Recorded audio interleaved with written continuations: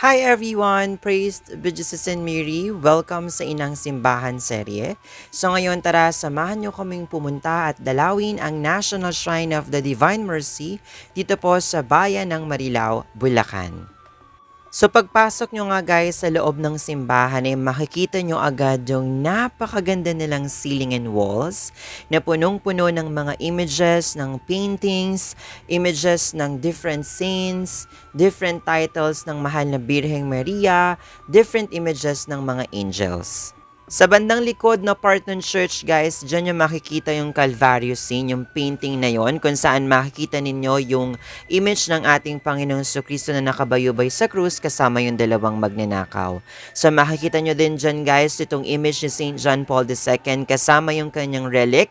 Yung relic niya na yan ay kapirasong tela ng kanyang damit na mayroong stain ng kanyang blood.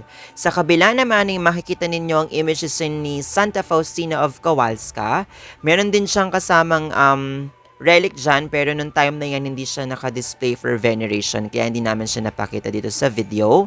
And syempre guys, itong napakagandang upper ceiling ng pinaka main altar, yung Last Supper at yung pitong arkanghel kung di ako nagkakamali. At syempre ang image ng Divine Mercy. So yun lang guys, thank you for watching. Sana nag-enjoy kayo. Kung meron pa kayong gusto naming dalawin na parokya, comment nyo lang yan sa comment section. Bye!